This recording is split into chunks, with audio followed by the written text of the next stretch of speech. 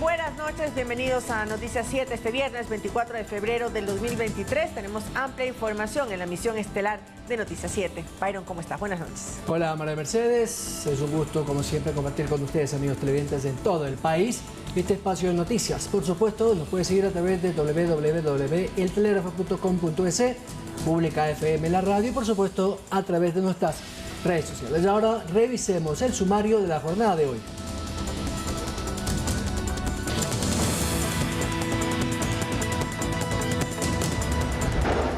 La CONAIE y sus organizaciones de base se reúnen en Quito para tomar una decisión en torno a seguir o no en las mesas de diálogo con el gobierno.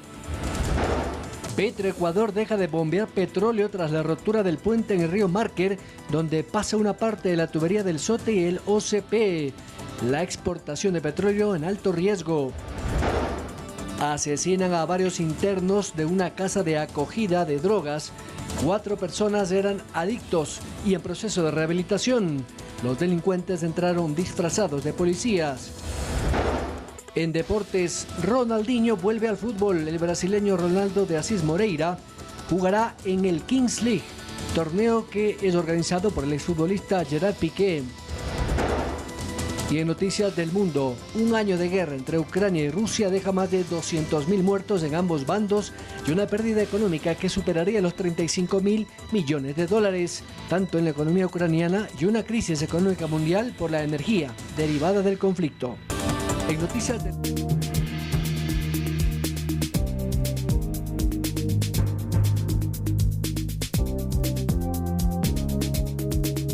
En estos momentos, la Confederación de Nacionalidades Indígenas del Ecuador, CONAIE, está reunida en la Casa de la Cultura Ecuatoriana, donde su Consejo Ampliado tomará decisiones respecto al diálogo con el Gobierno Nacional y acciones a futuro.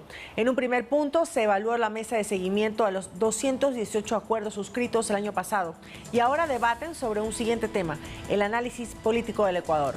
Además, hace unos minutos, el vicepresidente de la FENOCIN, Jataris Arango, confirmó la destitución de Gary Espinosa por discrepancias con su liderazgo. Sarango asumirá la titularidad de la Confederación de Nacionalidades Indígenas, Campesinas y Negras. Se declaró, en este caso, se invitó al Gary Espinosa que venga a esta asamblea.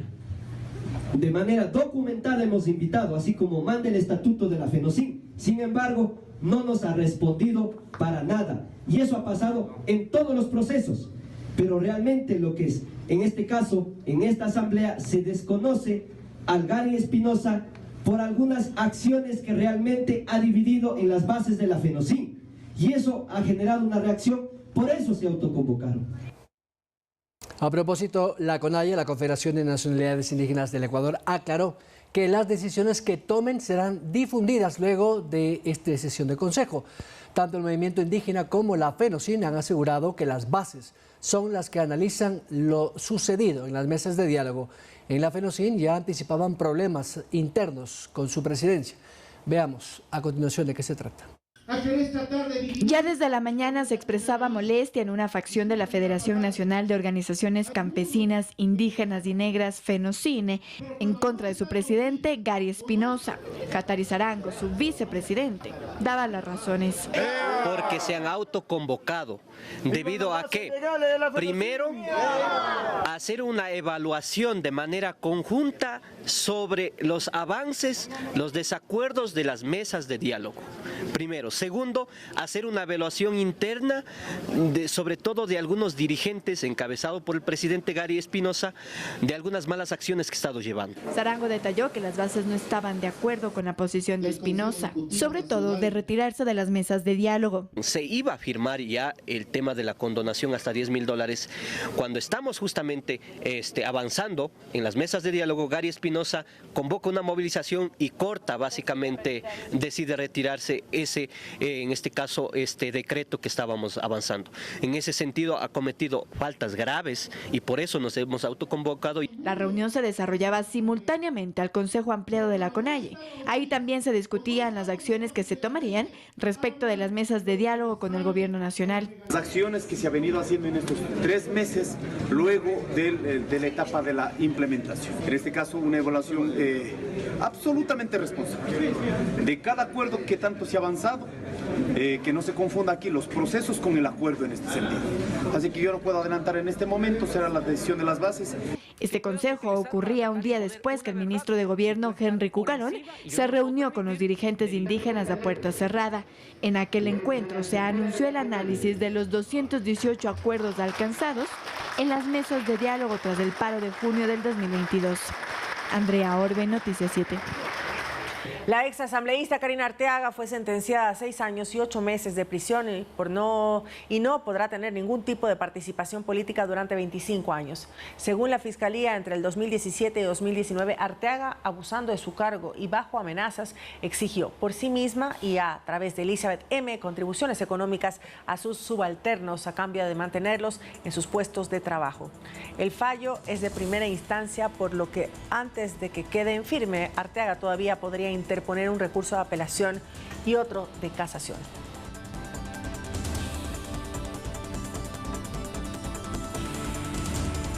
Y el próximo jueves 2 de marzo la Fiscalía formulará cargos formalmente en contra de 37 personas, entre ellas el expresidente Lenín Moreno, su esposa y su círculo cercano y familiar, por una supuesta estructura de sobornos en la adjudicación del proyecto Coca-Codo Sinclair. ¿De qué se trata este caso? Se lo contamos. Inició como el caso INA Papers. La Fiscalía abrió la investigación el 28 de marzo de 2019, tras la denuncia del asambleísta Ronnie Aliaga, quien incluyó como antecedente la investigación periodística del portal La Fuente, titulada El laberinto offshore del círculo presidencial, publicada en febrero de ese año.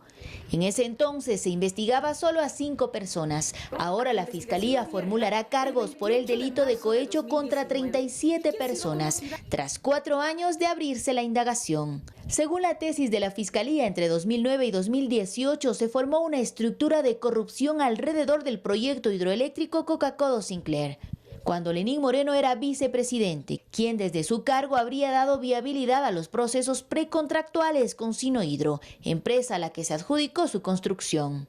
El monto entregado en sobornos se estima alcanzarían los 76 millones de dólares, o el equivalente al 4% de la obra contratada con la empresa china por 1.979 millones de dólares, y por la que Ecuador pagó casi 2.500 millones.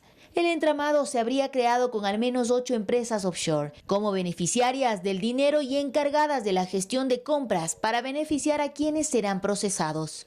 Pues además del exmandatario Lenín Moreno están su esposa Rocío González, su hermano Edwin Moreno, quien en 2012 fundó en Belice y luego en Panamá la cuenta INA Investment. Se vinculó el nombre por las hijas del exmandatario, Irina, Cristina y Karina. Sin embargo, en su tiempo Moreno negó tener beneficios de esta cuenta. Al otro hermano del ex jefe de Estado, Guillermo Moreno, también se le formularán cargos, pues habría recibido transferencias de INA Investment. También están su hija Irina y su esposo, vinculados al español que le vendió un departamento al exmandatario en Alicante, España, propiedad que fue comprada a través de INA Investment. En total son 6 los familiares del jefe de Estado que serán procesados. Su amigo Conto Augusto Patiño, representante de Recorsa, empresa a la que Sinohydro le transfirió 18 millones de dólares por supuesta asesoría de ingeniería, también estaría en la lista. En la diligencia del 2 de marzo, la fiscal Salazar revelará la información que recabó en las 80 versiones que recibió. Entre otras diligencias están las 10 asistencias penales solicitadas a 6 naciones, que permitirán conocer la ruta que tomaron los supuestos sobornos. Olga Velasco, Noticias 7. El juez Máximo Ortega aceptó el pedido de caución en favor de Sebastián Yunda, hijo del exalcalde de Quito, Jorge Yunda, con lo que el joven deberá pagar $200.000 de fianza en máximo 45 días a cambio de la prisión preventiva. Sebastián se encuentra en Argentina, prófugo de la justicia y vinculado en un presunto caso de asociación ilícita. El juez también dictaminó su prohibición de salida del país, grillete electrónico y presentación mensual ante un juzgado.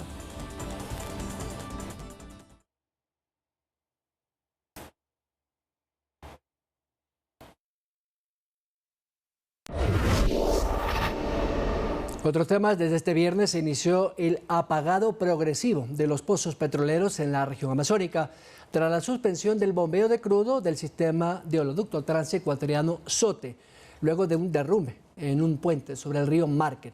El Ministerio de Energía y Minas declaró el estado de fuerza mayor en las operaciones hidrocarburíferas por la suspensión hasta que se pueda resolver.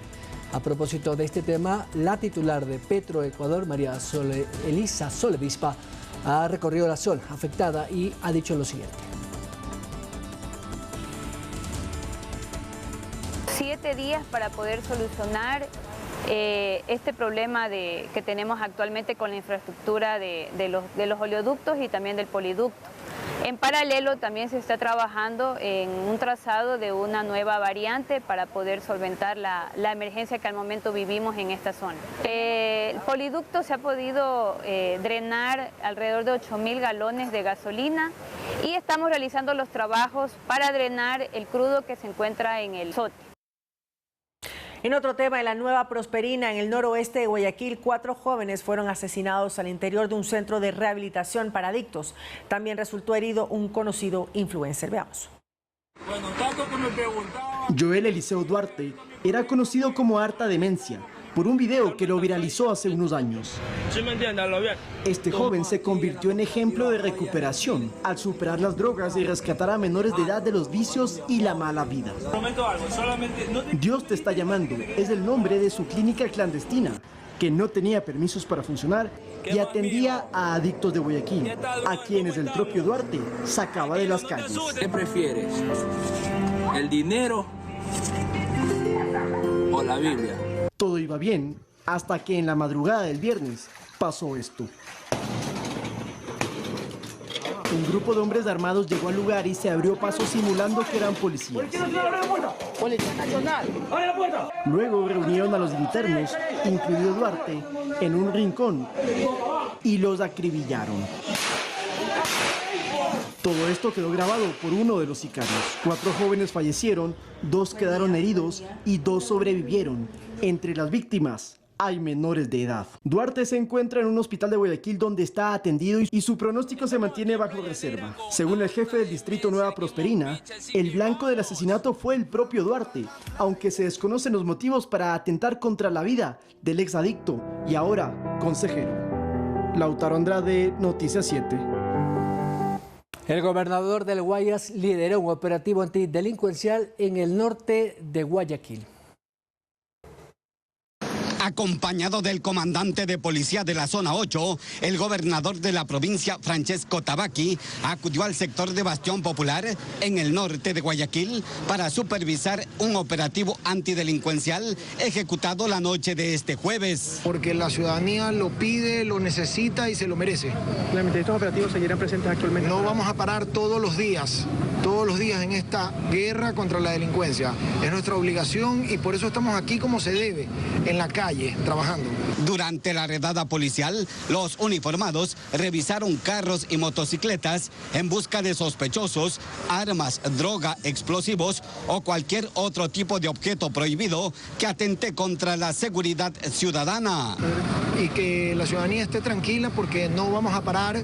Quizás es incómodo que hagamos estos operativos con tantos elementos de la policía, pero es la mejor forma de darle tranquilidad, paz y controlar el desorden. La medida fue muy bien vista por la ciudadanía, puesto que Bastión Popular es una zona donde la delincuencia tiene atemorizados a sus habitantes. Donde realmente pasan estas clases de problemas. Ejemplo, sociovivienda, todos los días hay muertos, hay robos. No, muy bueno, le cuento, el operativo me parece muy bien, tiene que seguir más continuamente, nada más. Esta clase de operativos seguirán ejecutándose en otros sectores de la ciudad como una medida para combatir a la delincuencia y garantizar la seguridad de los guayaquileños. Quedó en libertad el guardia de seguridad que disparó contra un grupo de antisociales que robó un local de comida en el norte de Quito. La defensa del uniformado explica que la justicia reconoció su inocencia al realizar un acto de legítima defensa. Aquí le explicamos.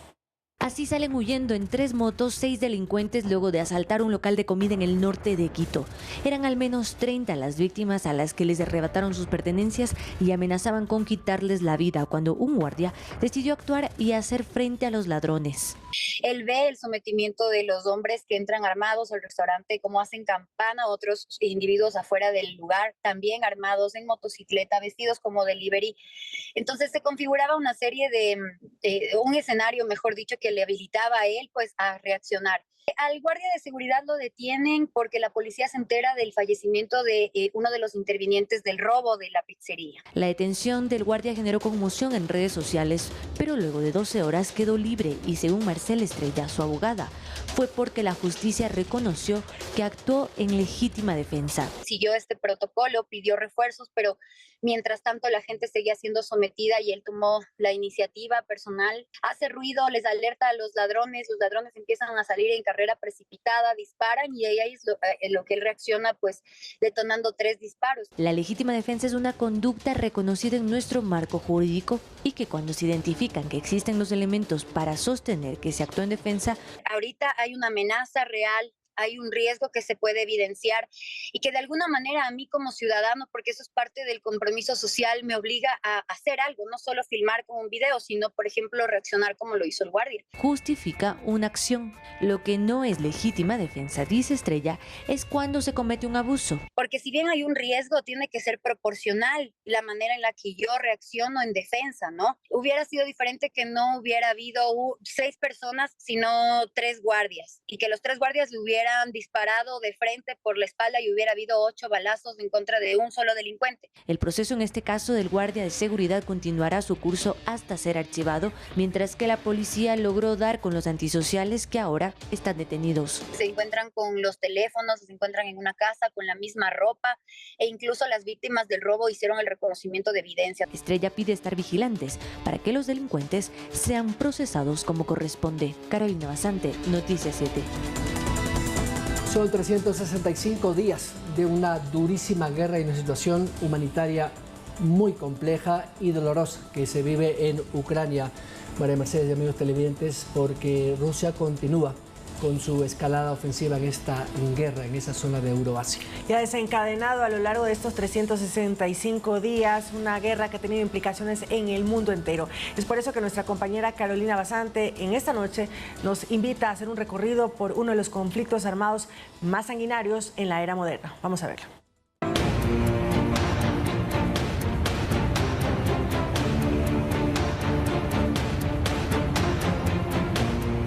Gracias, compañeros, buenas noches. Así es, una guerra larga y sangrienta es la que se desarrolla entre Ucrania y Rusia. Repasemos algunos datos, aunque debemos advertirles que organismos internacionales resaltan que las cifras de víctimas podrían ser mucho mayores debido a la complejidad para acceder a la información. Pero según los datos que maneja Naciones Unidas, el conflicto registra 18.955 víctimas civiles entre fallecidos y heridos. Ahora, hablando de las bajas de los bandos, ha sido casi imposible contabilizar las víctimas de cada uno de los ejércitos, pero podrían superar las 200.000 entre los dos países. Respecto a los desplazados, desde el inicio de la guerra, más de 8 millones de personas han huido de Ucrania y se han refugiado sobre todo en Rusia, pero también en otros países europeos como Reino Unido, Alemania, Polonia, Francia, España, República Checa, Eslovaquia, Rumania e Italia. Ahora veamos el avance de la guerra y cómo ha cambiado en el mapa, porque en las primeras 72 horas de la invasión, las tropas rusas tuvieron un avance vertiginoso, tomando la región del Donbass y también en el sur la región de Jersón. Esto mientras iban confiados hasta Kiev, la capital de Ucrania, para tomarla, pero nunca lo lograron. Y hoy, 12 meses después, Rusia no posee ni de lejos tanto territorio, porque Ucrania ha logrado recuperar Kharkov en el norte y también la parte de Lim y algunas de las provincias y ciudades de el Donetsk y Lugansk, territorios prorrusos en donde se concentran las fuerzas del Kremlin. Pero ¿cómo empezó y cómo se está desarrollando este conflicto? Le preparamos el siguiente reportaje, veamos.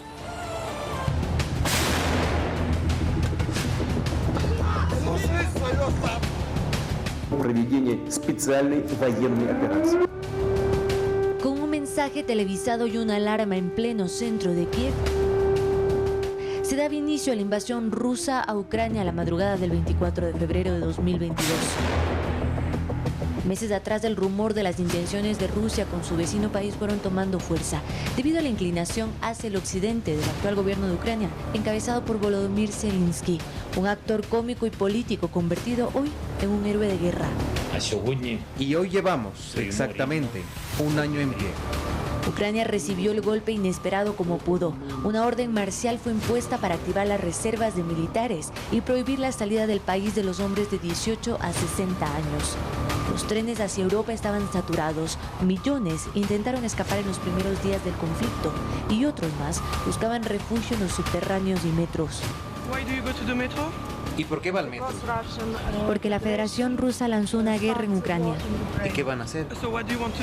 Salvar nuestras vidas. Ucrania repartió 18.000 rifles a los civiles y el patriotismo empezó a ser el lenguaje de los ucranianos, incluso de los más jóvenes. Conforme avanzaba la guerra y Rusia ganó terreno, se cometieron una serie de atrocidades como lo ocurrido en Bucha, un barrio de Kiev en donde más de 450 personas civiles fueron masacradas. Algunos de los cadáveres fueron enterrados en fosas comunes.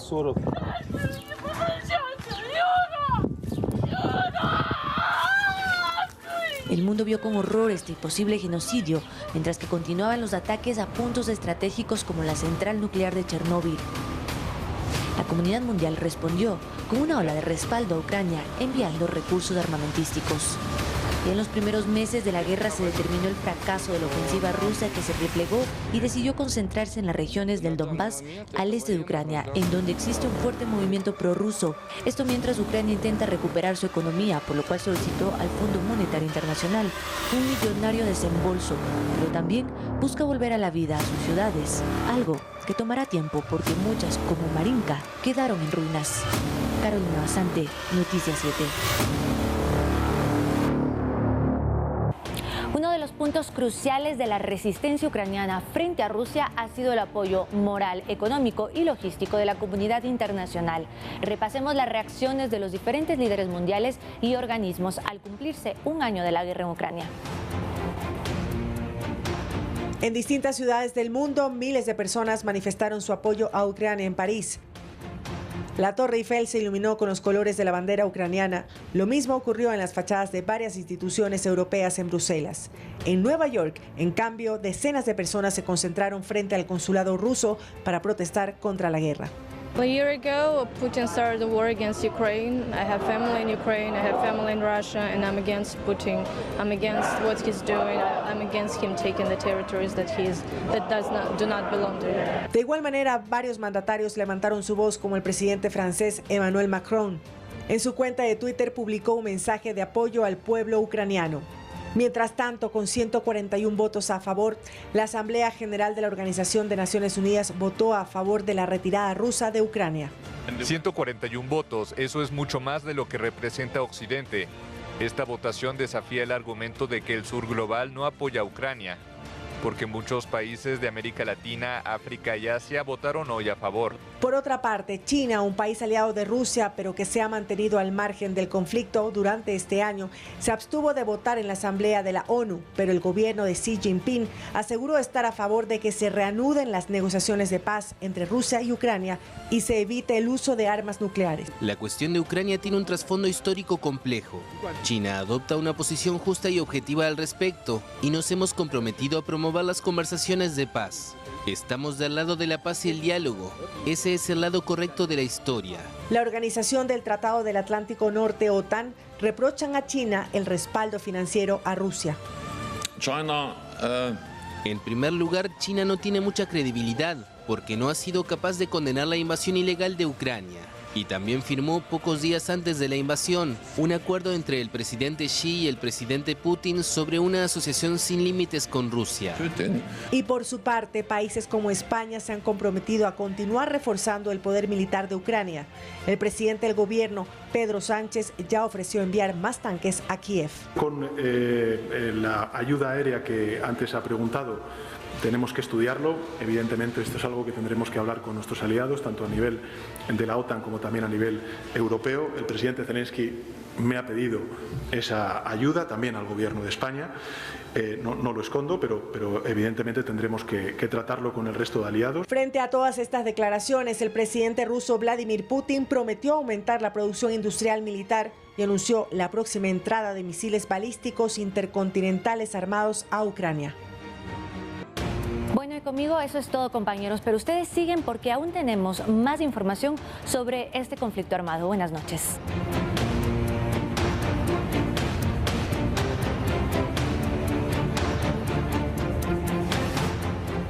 Así es, Ecuador, mediante la Cancillería, reiteró su solidaridad con el pueblo ucraniano y clama por el respeto a su soberanía, unidad territorial e independencia bajo las fronteras internacionalmente reconocidas.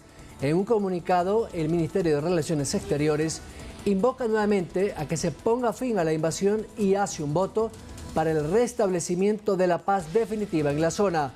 El canciller Juan Carlos Holguín detalló que en el seno del Consejo de Seguridad de Naciones Unidas las consecuencias para la humanidad de este conflicto.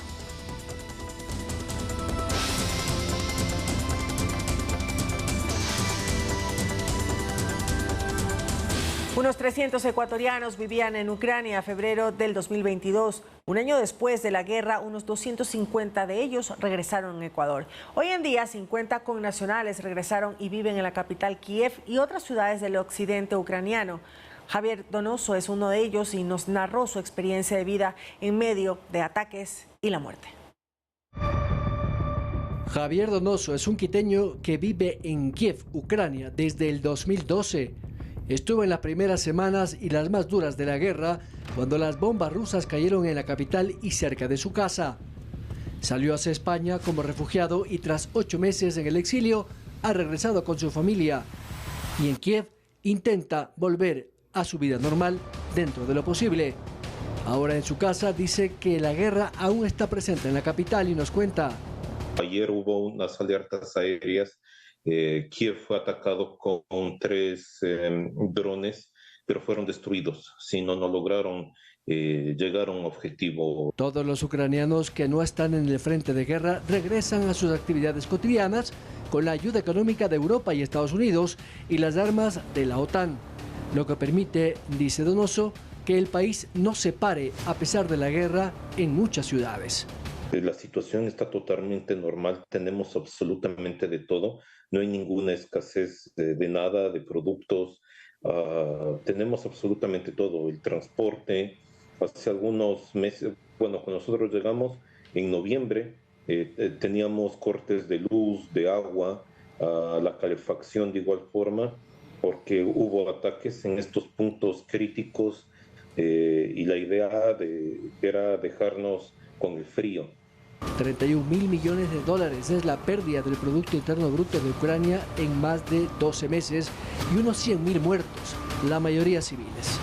Donoso hace una reflexión. Se pensaba que esto podría durar 3 días, 2 semanas, ya es un año. Simplemente pedir a todos que sigan ayudando, sigan apoyando, que no cierren los ojos, que no se olviden de lo que hemos vivido, de que todos los días hay ataques, todos los días lamentablemente muere gente. Byron Galarza, Noticias 7.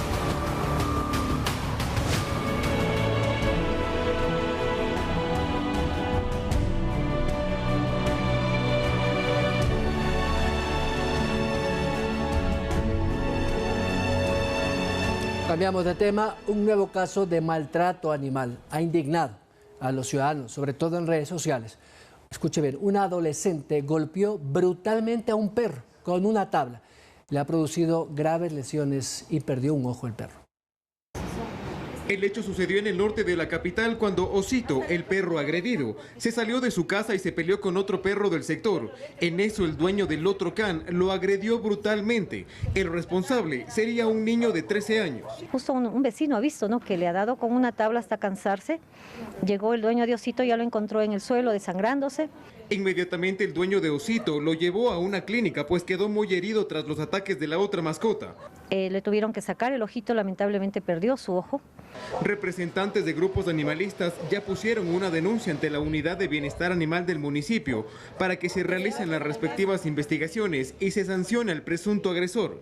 Y de que estas cosas no se pueden dar, ¿no? Los animalitos también tienen derechos, nosotros somos su voz y tratamos de que estas cosas no se den. No hay justificación para ese nivel de violencia. Según vecinos, los perros del joven que habría agredido a Osito están en la calle y sin vigilancia. En este caso, no, los padres de este chico tienen que hacerse cargo de los gastos, ojo, los gastos que son de la clínica, de la cirugía.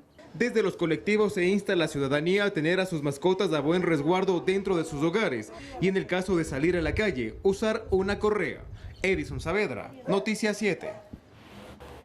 Alcaldes y autoridades de ciudades cercanas al volcán Cotopaxi preparan acciones unificadas de respuesta ante un cambio de alerta de amarilla a naranja. Sin embargo, la ciudadanía aún no sabe cómo actuar en caso de una erupción más fuerte.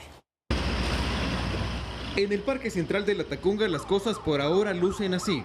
Las personas caminan con tranquilidad y hasta hay tiempo para descansar. Pero 57 kilómetros más al sur, el volcán Cotopaxi continúa su actividad eruptiva y esto preocupa a las autoridades. Por ello, alcaldes de las localidades cercanas al Coloso y la Secretaría de Gestión de Riesgos buscan unificar líneas de acción en caso de una erupción más fuerte. Damos los lineamientos generales, no estamos dando formatos de planes. Los planes de contingencia dependerán de la necesidad y recursos de cada municipio. Por ejemplo, en Quito se han dispuesto albergues, además de los ya existentes en el Valle de los Chillos y Tumbaco. Nosotros tenemos 9 albergues de cada administración zonal y algunos establecimientos como escuelas y colegios servirán de albergue temporal para las familias. Además, el Cabildo quiteño tiene un presupuesto asignado para las familias que resulten damnificadas, alrededor de $250, siempre y cuando cumplan con algunos requisitos. Personas vulnerables deben tener condiciones de pobreza y no tener otra vivienda. El Cuerpo de Bomberos de la capital tiene más de 750 elementos listos en caso de alguna emergencia y ya ha articulado un sistema de comunicación alterno entre Quito, Mejía, Rumiñahui y La Tacunga. A este grupo de trabajo 3 se incluyen Fuerzas Armadas y Policía Nacional. Sin embargo, a pesar de los planes de contingencia adoptados por varios municipios, consultamos a la ciudadanía si es que sabe qué hacer en caso de una eventual erupción del volcán Cotopaxi. La mayoría nos ha dicho que no saben dónde refugiarse ni cómo actuar. La verdad es que no conozco de la situación. Ay, ese rato no sé qué pasará, pues Dios mío. ¿Tiene miedo? A mí se me da miedo, pues imagina, con semejante volcán grande, ¿cómo no va a haber miedo? Cada persona deberá identificar la zona de riesgo que dependerá de su ubicación con relación al volcán y tener lista una mochila de emergencia con medicina, agua, kits de limpieza y alimentos no perecibles. Con cámaras de Giovanni Murillo, Edison Saavedra, Noticias 7. Los proyectos urbanos de 9 municipios ganaron el premio Hábitat de Ecuador 2022-2023 que galardona a las mejores iniciativas con enfoque de cambio climático. Quito, Portoviejo, Ambato, Pedernales, Gualaceo, Yanyatza, Mira y Paquilla se han llevado el podio de las 3 categorías: Metrópolis, Ciudades Medianas y Ciudad. El evento fue desarrollado junto al Ministerio de Desarrollo Urbano y Vivienda, que entregará becas de capacitación sobre el desarrollo urbano y sostenible y asistencia técnica de la cooperación alemana a fin de ejecutar los proyectos.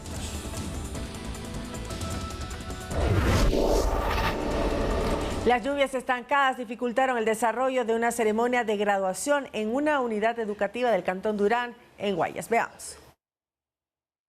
Graduarse bajo el agua fue el escenario para los estudiantes de la Escuela Ciudad de Nazaret, ubicada en la cooperativa Roberto Gilbert, en Durán. Yo no pensaba encontrarme en esta situación en la escuela, pero imagínense cómo estamos. Aquí hay que sacarse los zapatos, me dicen, para poder entrar. Sí, le ponga lo que le ponga, igual se inunda porque no hay desfogue. Ya, y las aulas lo mismo, están anegadas de agua. Caminar entre el lodo para poder llegar a su ceremonia fue lo que vivieron los alumnos de este sitio, mientras que los moradores del mismo sector aseveran que esta situación es de todos los años. Para que se dé cuenta cómo llegan esa criatura ahí, todo enlodado, lugar de tener limpiecito para una presentación bien limpia, esa calle está fuertísima, pero eso no es lógico. La terrible situación que es vivir aquí en Durán. No es solo la escuela la que está inundada, si usted se da cuenta, todas las calles son completamente, terriblemente llenas de agua. Lodo horrible, un cascajo de lo último. Aquí no solo se inundan las escuelas, sino que se inundan las casas. Ellos piden a la administración municipal ser atendidos ante esta problemática que se presenta en cada época invernal. Sectores del Cantón Durán continúan bajo el agua luego de intensos días de aguaceros. Los habitantes claman a las autoridades por la limpieza de zanjas y el relleno de las calles. Es solo una de las decenas de calles anegadas en la cooperativa Una Sola Fuerza del Cantón Durán. Así caminan sus habitantes desde hace más de 3 días, luego de las últimas lluvias que dejaron inundadas las vías. Aguas que están estancadas y todavía no bajan. Es otro año más que estamos aquí inundados. ¿Otro invierno más que pasa en la misma situación? Sí, otro invierno más que pasamos así y esperando la ayuda porque, imagínate, tenemos hijos, tenemos nuestros animales y las personas adultas, todo. Ciudadanos que habitan por más de 15, 20 años en este sector mencionan que este es uno de los tantos inviernos en los que les toca padecer. Yo tengo 16 años aquí. ¿Los 16 años pasa lo mismo? Peor, cuando yo llegué esto era peor. Peor. Sí, pero ya han mejorado con el relleno, sino que como no hay alcantarillado, pues se rebosan las calles por encima. Con los mosquitos también es por el tema de las aguas. El tema de las aguas. ¿Cuánto tiempo dura así ya llena hasta bajar, hasta que pueda descender? Todo el invierno. Todo el invierno. Todo el invierno. Asimismo, en el sector de El Recreo, etapa 3 y 4, también se registran las calles con lodo y llenas de agua, dificultando el acceso de quienes viven al fondo de estas manzanas. No hay mejoras para acá, no hay agua potable, no hay nada. Aquí estamos en el sistema alcantarillado nos hace falta. Mientras están al tanto que cesen las lluvias, esperan la atención de autoridades, pues afirman que el estancamiento también se debe a las zanjas colapsadas y sin mantenimiento.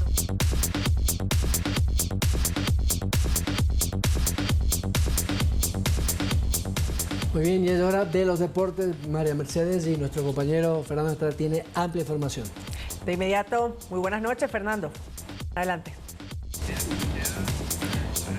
Gracias, María Mercedes. Byron, un fuerte abrazo para ustedes. Gracias por acompañarnos a todos los que están en este momento conectados con nosotros acá en Deportes 7, segmento deportivo que viene cargado, les cuento. ¿Por qué? Sobre todo porque vuelve la Liga Pro. Vuelve la Liga Pro, hemos esperado creo yo que demasiado para que arranque la Liga Pro. Hoy se enfrentan, se están enfrentando en estos momentos en la ciudad de Cuenca, Deportivo Cuenca y Liga Deportiva Universitaria. El partido de Campanillas que abre la fecha del campeonato ecuatoriano, pero quiero compartir con ustedes para que estén un poquito ambientados cómo se va a dar esta fecha. ¿Cómo viene la siguiente? Seguramente muchos les ofrecen cómo viene esta fecha, pero cómo viene la siguiente también es importante porque ese arranque a veces termina siendo complicado para ciertos clubes y se pueden quedar un poquito atrás. Vamos a ver cómo arranca esta fecha. Viernes 24 de febrero, señores, mi cumpleaños. Estamos de cumpleaños hoy, viernes 24 de febrero, Deportivo Cuenca enfrenta a Liga Deportiva Universitaria. Este partido se está jugando en estos momentos, 19 horas arrancó el encuentro. Si quieres saber cómo va el partido, espérese. Vamos a ver con fanáticos, después les cuento mucho.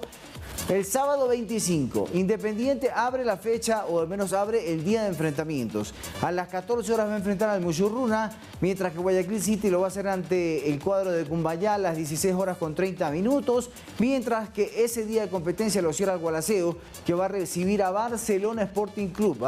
Ojo con ese detalle, que Barcelona, la última vez que estuve en Gualaceo fue una completa locura. 19 horas ese partido. Vamos al domingo, donde el técnico universitario abre la jornada a las 14 horas enfrentando a la Universidad Católica, la Chato Leí, que ayer desgraciadamente no pudo conseguir la victoria ante Millonarios en el Rodrigo Paz Delgado. Aucas hará lo mismo enfrentando a las 16 horas con 30 minutos a El Nacional, como ustedes pueden ver en pantalla. Buen partido Aucas El Nacional, mientras que Emelec va a cerrar la fecha el domingo al menos, ¿no? No cierra la fecha completa porque el partido de lunes ante Libertad, el cuadro recién ascendido, el cuadro de Loja. A ese va a enfrentar el cuadro emelexista. Lunes 27, ¿cómo se cierra la fecha? Bueno, Delfín, el Jocay, recibe en este caso a Orense con el arbitraje de Kevin Pazmiño. Así que vamos a estar muy pendientes de lo que suceda en el campeonato local y en esta primera fecha de Liga Pro, que tiene un arranque con, sin duda alguna, partidos interesantes. Sobre todo ese Aucas Nacional me llama mucho la atención. Veremos qué pasa en Gualaceo y hoy, lógicamente, lo que está pasando en el Alejandro A. Serrano Aguilar entre el Deportivo Cuenca y Liga Deportiva Universitaria de la capital. Vamos a seguir, vamos a hablar de este señor que está acá atrás. Lo reconocen, ¿no? Moisés Caicedo, la figura ecuatoriana, ese hombre que todos apuntan las miradas cuando se habla de transferencias importantes a nivel internacional.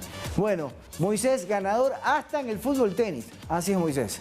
¿Qué les puedo decir? Inside Training, como ustedes lo ven ahí. Moisés junto a su pareja, en este caso, consiguieron ser los campeones en este picadito de su club, en este caso del Brighton, consiguieron ser los campeones en este fútbol tenis.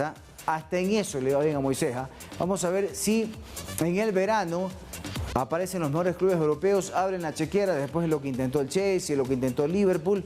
Veremos si aparece algún otro club de los importantes a nivel europeo para poner el dinero necesario para que el Brighton lo suelte.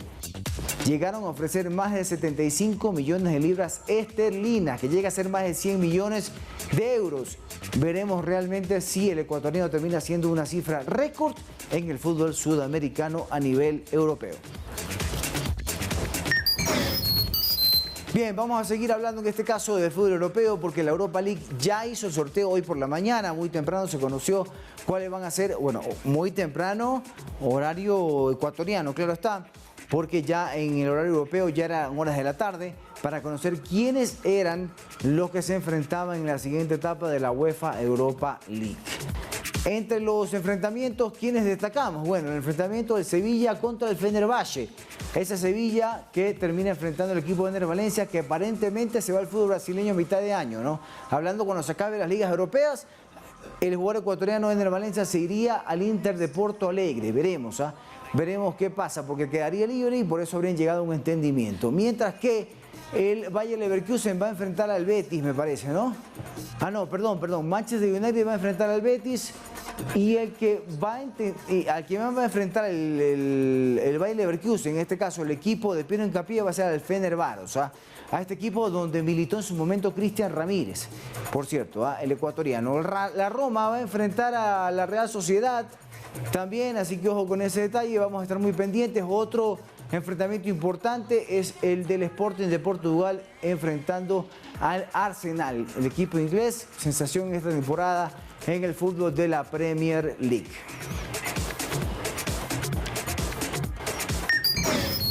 Bien, sin duda alguna, a quien más le interesa este tipo de temas es a María Mercedes Castro, nuestra compañera, que siempre quiere saber del fútbol internacional, siempre quiere saber de las estrellas y las novedades que llegan a ciertas ligas. Seguramente muchos dirán, ¿qué es la Kings League? ¿Qué es la Kings League?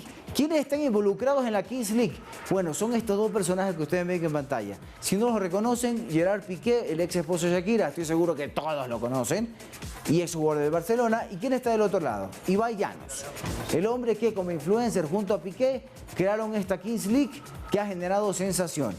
¿Quieren ver este video para que sepan quién se une? Póngale play, productor.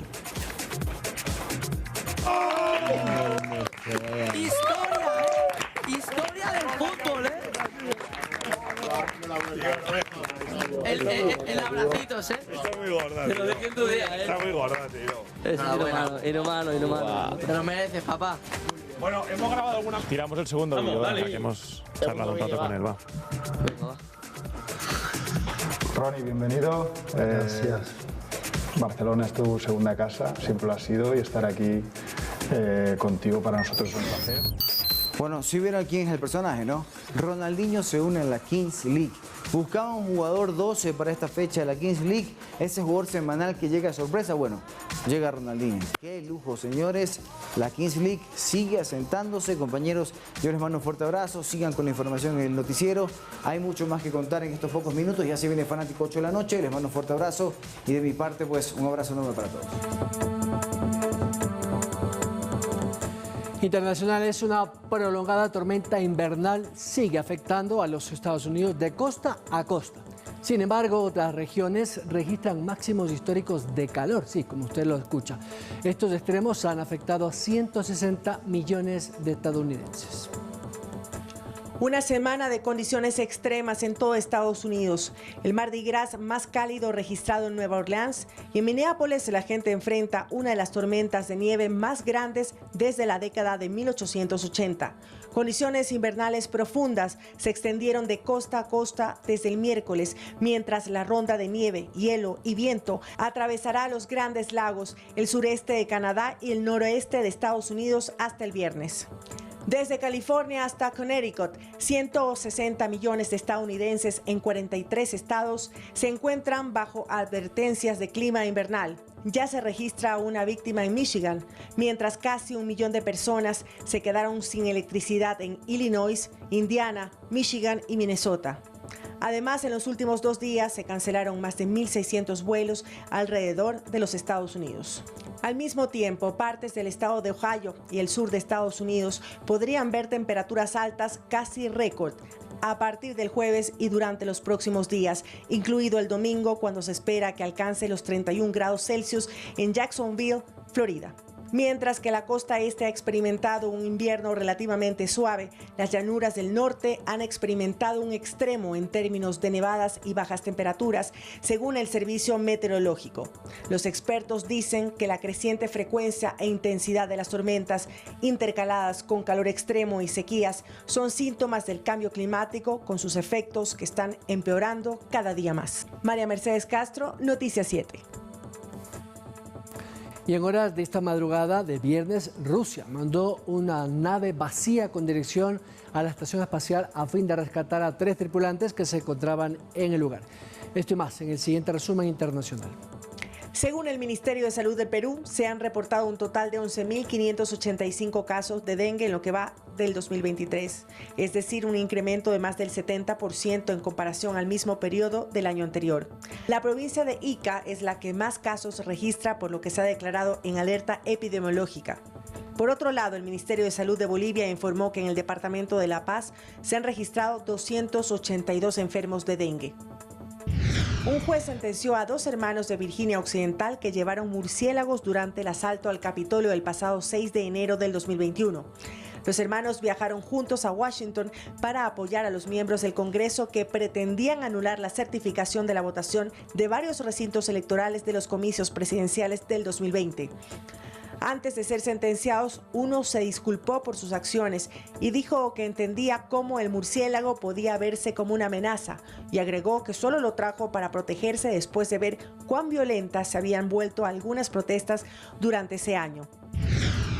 La madrugada de este viernes, Rusia lanzó una nave sin tripulación desde Kazajistán hacia la Estación Espacial Internacional para rescatar a 3 astronautas que habían despegado a finales de septiembre del 2022 al espacio y se quedaron varados después de que su nave tuviera una fuga de líquido de refrigeración, impidiéndoles regresar a la Tierra. Entre los astronautas están 2 rusos y un estadounidense. La nueva nave debería llegar en la noche del sábado al domingo y regresar a los tripulantes a Tierra el próximo mes de septiembre. María Mercedes Castro, Noticias 7. Y la petrolera estatal mexicana Pemex reportó un incendio en un ducto por una explosión en el centro de almacenamiento en el estado de Veracruz. Este incidente se produjo en una refinería de la localidad de Minatitlán y posteriormente en un ducto del poblado de Tuzantepec, donde el fuego se desató tras potentes explosiones, según reportes de Protección Civil y testigos citados por los medios locales. De acuerdo con la información emitida por la Secretaría de Protección Civil del Estado de Veracruz, el siniestro ocurrió la tarde del jueves. A raíz de la emergencia se evacuó a los estudiantes y personal de una universidad cercana.